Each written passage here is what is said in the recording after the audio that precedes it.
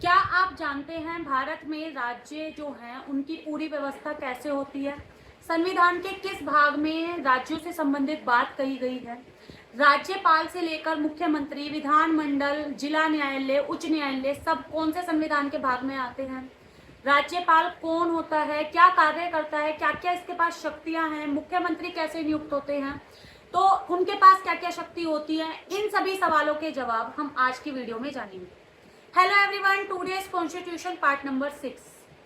Part 6 जैसा कि आपका राज्यों से संबंधित है, हमने लास्ट की क्लासेस में, लास्ट की वीडियोज में ये जाना था कि पार्ट 5 जो है वो आपका केंद्र से संबंधित है। केंद्र में कितने आर्टिकल्स होते हैं, क्या क्या काम करते हैं राष्ट्रपति, मंत्रिपरिषद, सारी बातें उसमें मैंने आपको बताया था। उच्च न्यायालय, सर्वोच्च न्यायालय। तो ऐसे ही आपका अगला जो पार्ट आता है, पार्ट नंबर 6, जो कि आपका स्टेट यानी राज्यों से संबंधित है। स्टेट, राज्य बहुत जरूरी है।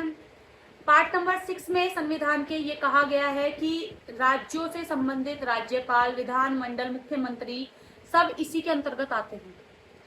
पार्ट 6 जो कि आपका राज्यों से संबंधित है, इसमें आपके आर्टिकल 152 से लेके 237 तक आर्टिकल आपके चलते हैं, जिसमें आपके 6 चैप्टर है। जैसा कि आपके पार्ट 5 में था, कई सारे चैप्टर थे, बहुत सारे आर्टिकल्स थे, वैसे ही सेम एज इट इज आपके पार्ट 6 राज्यों से संबंधित जो आर्टिकल है उसमें भी आपके 6 चैप्टर है। जिसमें पहला जो आपका चैप्टर है वो जनरल यानी सामान्य चैप्टर है, जिसमें आपका एक आर्टिकल आता है, आर्टिकल 152। 152 जिसमें आपके आर्टिकल में क्या कहा गया है, तो राज्य की परिभाषा दी गई है। जम्मू कश्मीर में पहले ये शामिल नहीं था, ये वाली जो राज्य की परिभाषा थी, बाकी सभी राज्यों में लागू था, लेकिन अनुच्छेद 370 हटने के बाद अब ये समान रूप से सभी राज्यों में लागू हो रखा है। अगला जो चैप्टर आपका स्टार्ट होता है वो राज्यों के राज्यपाल से स्टार्ट होता है, जिसमें आपके आर्टिकल 153 से 167 तक आर्टिकल चलते हैं। इसमें आपके बताया गया है राज्यपाल कौन होता है, राज्यपाल को नियुक्त कौन करता है, उनकी शक्तियां क्या क्या है, कौन बन सकता है, कौन नहीं बन सकता है, क्या किस टाइम पे कैसे राज्यों के लिए मतलब कि हित के लिए काम करेगा, वो सारी बातें इसमें बताई गई। तो चैप्टर 2 हम स्टार्ट करते हैं। चैप्टर 2 आपका 153 से लेके 167 तक चलता है, जिसमें आपके राज्यों के राज्यपाल से रिलेटेड कही गई है। तो आपका पहला आर्टिकल 153, जिसमें राज्यों के राज्यपाल बताए गए हैं। हर एक राज्य का एक राज्यपाल होगा, एक व्यक्ति, एक से ज्यादा, 2 से ज्यादा राज्यों के भी राज्यपाल हो सकते हैं, कोई दिक्कत नहीं है। Next article, article 154। 154 आपका राज्यों की कार्यपालिका शक्ति। राज्यों की कार्यपालिका शक्ति किसके अंतर्गत है, तो किसमें निहित है, सारी की सारी राज्यों की कार्यपालिका शक्ति राज्यपाल में निहित है। आर्टिकल 155 आपका राज्यपाल जो बनने के लिए नियुक्ति कौन करता है, तो राज्यपाल की नियुक्ति राष्ट्रपति करता है। राज्यपालों की नियुक्ति राष्ट्रपति यानी हमारा प्रेसिडेंट करता है। अगला आर्टिकल आपका आर्टिकल नंबर 156।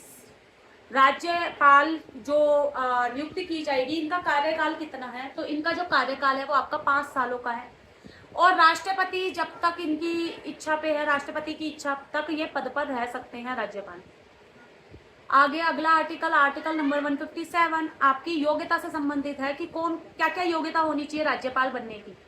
तो राज्यपाल बनने के लिए आपको भारत का नागरिक होना चाहिए और कम से कम 35 वर्ष आपकी आयु होनी चाहिए।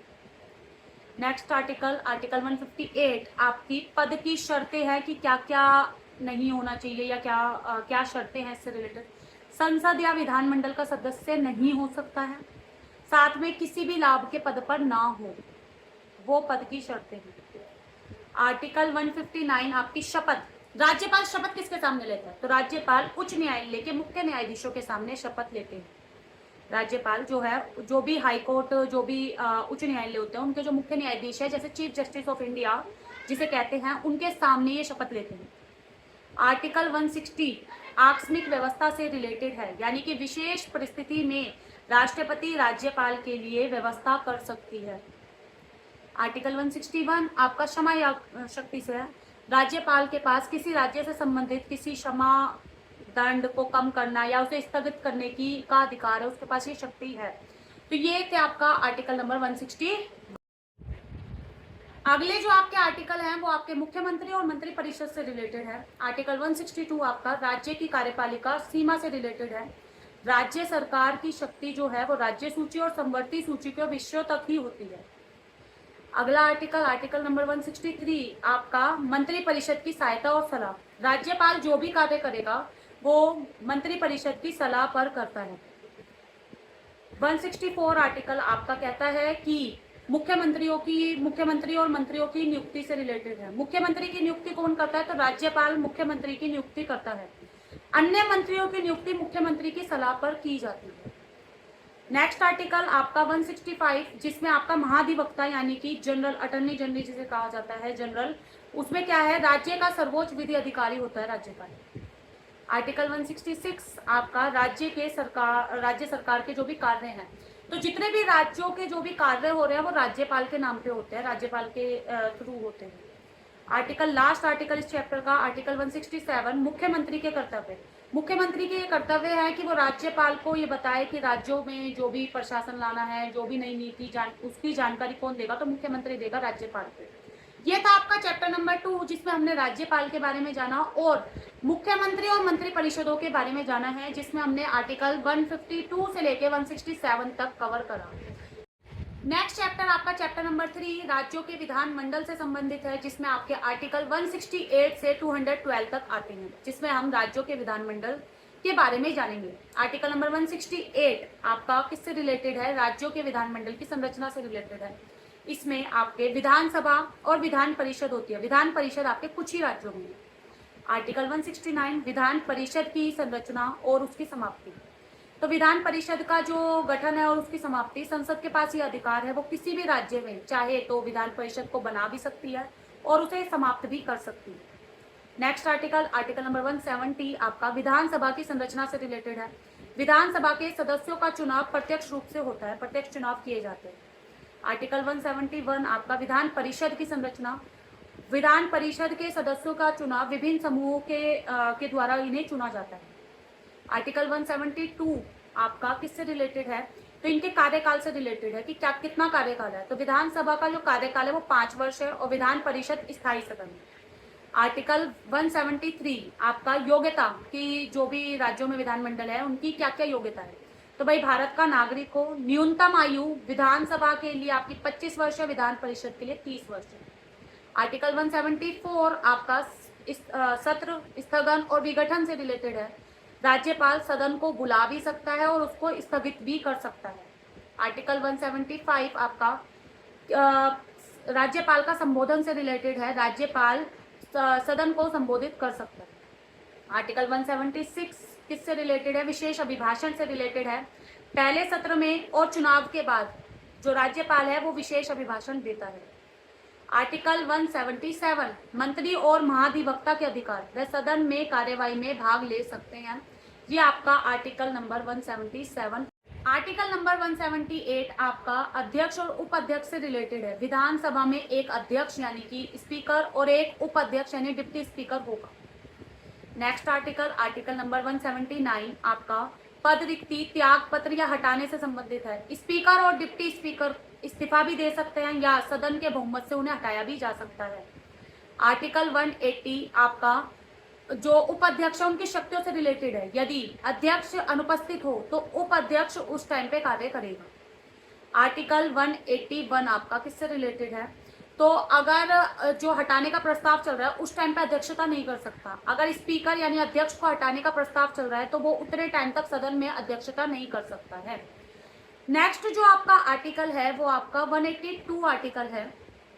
अब 182 में जैसे कि विधानसभा में हमने जाना कि स्पीकर और डिप्टी स्पीकर होते हैं, वैसे ही आर्टिकल 182 में आपकी विधान परिषद से संबंधित सभापति और उपसभापति के बारे में बताया गया है कि विधान परिषद में एक सभापति होगा और एक उपसभापति होगा। आर्टिकल 183 आपका हटाना, पद रिक्ति या त्याग पत्र से संबंधित है। तो जो सभापति है और उपसभापति है वो इस्तीफा भी दे सकते हैं या उन्हें बहुमत से हटाया भी जा सकता है। आर्टिकल 184 आपका उपसभापति की शक्तियों से रिलेटेड है। यदि सभापति अनुपस्थित हो तो उपसभापति उस टाइम पे कार्य करेगा। आर्टिकल 185 अगर हटाने का प्रस्ताव पास हो गया है या हटाने का प्रस्ताव चल रहा है तो उस टाइम पे अध्यक्षता नहीं कर सकता है। तो सभापति को अगर हटाने का प्रस्ताव चल रहा है तो वो सदन में अध्यक्षता नहीं करेगा। आर्टिकल 186 आपके वेतन और भत्ते से रिलेटेड है। अध्यक्ष, उपाध्यक्ष, सभापति और उपसभापति इन सबके वेतन और भत्ते राज्य के विधानमंडल तय करते हैं। नेक्स्ट आर्टिकल, आर्टिकल नंबर 187 आपका किससे रिलेटेड है? सचिवालय से रिलेटेड है। तो राज्यों की जो भी ये विधानमंडल और विधान परिषद है, इनके अलग अलग सचिवालय होते हैं। आर्टिकल 188 शपथ से रिलेटेड है। शपथ भाई सदस्य बनने से पहले शपथ लेनी जरूरी है। नेक्स्ट आर्टिकल, आर्टिकल नंबर 189 मतदान से रिलेटेड है। निर्णय बहुमत से होगा और सदन चलाने के लिए न्यूनतम मतलब कि सदस्य होना, उपस्थित होना जरूरी है। आर्टिकल 190 से लेके 193 तक आपके सदस्यों की अयोग्यता से संबंधित बताया गया है। आर्टिकल 190 आपका सीट रिक्त होना, यदि सदस्य अनुपस्थित हो या इस्तीफा दे दें तो वो सीट खाली मानी जाएगी। आर्टिकल 191 सदस्यों की अयोग्यता से संबंधित है। यदि व्यक्ति दिवालिया हो, लाभ के पद पर हो, विदेशी नागरिकता लेनी हो तो उस व्यक्ति को अयोग्य माना जाएगा। आर्टिकल 192 अयोग्यता की घोषणा कौन करेगा? तो राज्यपाल अयोग्यता की को देखेगा, लेकिन किसकी सलाह पे? चुनाव आयोग की सलाह आवश्यक है, जरूर चाहिए चुनाव आयोग की सलाह। आर्टिकल 183 आपका जो आर्टिकल है वो किससे रिलेटेड है? तो अवैध रूप से जो भी लोग बैठे हैं तो उनको दंड दिया जाएगा। यदि सदन में कोई व्यक्ति ऐसा है जो अवैध रूप से बैठा है, योग्यता नहीं है उस पर, तो उस पर दंड लगाया जाएगा। आर्टिकल 194 आपका विशेष अधिकार जो भी है उनसे रिलेटेड है। विधानमंडल और उसके सदस्यों के पास भाषण देने की स्वतंत्रता है और विशेष अधिकार और संरक्षण है। आर्टिकल 195 वेतन और भत्तों से रिलेटेड है। राज्यों के विधानमंडलों का वेतन जो है राज्य विधानमंडल तय करती है। ये आपका आर्टिकल नंबर 190। आर्टिकल 196 विधेयक की प्रक्रिया। जो साधारण विधेयक है वो दोनों सदनों में पारित होता है। आर्टिकल 197 कोई एक साधारण विधेयक पर प्रतिबंध लगा सकती है। तो विधान परिषद के पास ये अधिकार है कि वह किसी साधारण विधेयक को सीमित समय तक रोक सकती है। आर्टिकल 198 धन विधेयक की विशेष प्रक्रिया। धन विधेयक केवल विधानसभा में प्रस्तुत हो सकता है। आर्टिकल 199 आपका किससे रिलेटेड है? तो धन विधेयक जो है उसकी परिभाषा से रिलेटेड है। कर, सरकारी खर्चे और उधारी हेतु जो भी विधेयक है वो सारे धन विधेयक के अंतर्गत आते हैं। आर्टिकल 200 आपका राज्यपाल की स्वीकृति से रिलेटेड है। राज्यपाल चाहे तो उसको स्वीकार कर सकता है, दोबारे से मतलब कि अस्वीकार भी कर सकता है और उसे पुनः विचार करने के लिए लौटा भी सकता है। आर्टिकल 201 आपका राष्ट्रपति की विशेष कुछ आरक्षित विधेयक से रिलेटेड है। कुछ ऐसे आरक्षित विधेयक है जो कि राष्ट्रपति की स्वीकृति के लिए राष्ट्रपति के पास भेजे जा सकते हैं। ये आपका आर्टिकल 201 कहता है। आर्टिकल 202 आपका वार्षिक बजट से रिलेटेड है। राज्य जो है वो वार्षिक बजट प्रस्तुत करेगा। आर्टिकल 203 अनुदान की मांग। सरकार जो विधानमंडल है, विधानसभा जो है वो राज्यों के जो खर्चे हैं, सरकार जो खर्चे हैं उन पर चर्चा करेगी। आर्टिकल 204 विनियोग विधेयक। सरकारी खर्चों की अनुमति दी जाएगी, सरकारी खर्च करने की अनुमति दी जाती है इसमें। आर्टिकल 205 आपका किससे रिलेटेड है? तो अनुदान और अतिरिक्त अनुदान से रिलेटेड है। तो जब भी अगर अतिरिक्त खर्च करने का मतलब कि अतिरिक्त खर्च हो रहा है तो उस टाइम पे अनुदान दिया जाता है सरकारी खर्चों से। आर्टिकल 206 पूरा बजट पास होने से पहले अस्थायी खर्च की अनुमति दी जाती है। आर्टिकल 207 वित्तीय विधेयक। वित्तीय विधेयकों के लिए कुछ विशेष विधेयक बनाए गए हैं, कुछ विशेष विधेयक बताए गए हैं। ये आपका 207 था। आर्टिकल 208 आपका नियमों से रिलेटेड है। विधानसभा अपने कार्यों के लिए नियम बता सकती है, बना सकती है। आर्टिकल 209 आपका वित्तीय कार्य प्रक्रिया से संबंधित है। वित्तीय कार्यों की प्रक्रिया कानून द्वारा नियंत्रित की जा सकती है। आर्टिकल 210 आपका भाषा से संबंधित है। राज्यों में जो भी कार्यवाही हो रही है वो हिंदी, अंग्रेजी या राज्य की जो भी लोकल लैंग्वेजेस उस भाषा में ही कार्यवाही की जा सकती है। आर्टिकल 211 आपका न्यायाधीशों पर चर्चा नहीं। उच्च न्यायालय या सर्वोच्च न्यायालय के न्यायाधीशों पर चर्चा नहीं की जा सकती। आर्टिकल 212 आपका न्यायालय हस्तक्षेप नहीं करेगा। जब भी कोई विधानमंडल कार्य कर रहा है तो उसमें न्यायालय कोई भी हस्तक्षेप नहीं कर सकता। ये था आपका चैप्टर नंबर 3, जिसमें हमने अच्छे से ये समझा क्या क्या न्यायालय क्या काम करता है, राज्यपाल क्या काम करता है, मंत्रिपरिषद कैसे काम करते हैं, क्या क्या इसमें इसके अंतर्गत आता है। ये आपका चैप्टर नंबर 3 था। चैप्टर 4 आपका राज्यपाल की विधायी शक्ति से रिलेटेड है। इसमें आपका सिर्फ एक आर्टिकल आता है जो कि आर्टिकल 213 यानी कि 213 है। अध्यादेश जारी करने की शक्ति है किसके पास? राज्यपाल के पास। जब विधानमंडल सत्र में ना हो और नियम की जरूरत पड़ जाए राज्य में, तब राज्यपाल क्या करेगा, अध्यादेश जारी कर सकता है। ये कुछ समय तक ही रहेगा, जब तक सत्र नहीं हो रहा है तब तक ये रहेगा, 6 महीने तक के लिए। तो ये थे आपके केंद्र वाले, जैसे हमने पार्ट 5 में पढ़े। पार्ट 6 में हमने राज्यों के बारे में पढ़ा, चैप्टर 1, 2, 3 और 4। हमने 4 आर्टिकल्स, 4 चैप्टर बहुत अच्छे से डिटेल में समझे, जिसमें हमने आज 213 तक आर्टिकल अच्छे से क्लियर कर लिए हैं। आगे के आर्टिकल हम नेक्स्ट वीडियो में समझेंगे। और आपके अब इसमें से 2 चैप्टर बचे हैं, उसके बाद ये चैप्टर, ये वाला पार्ट कंप्लीट हो जाएगा, पार्ट नंबर 6 राज्यों से जो संबंधित था। आज की वीडियो के लिए आपके लिए इतना ही। Thank you.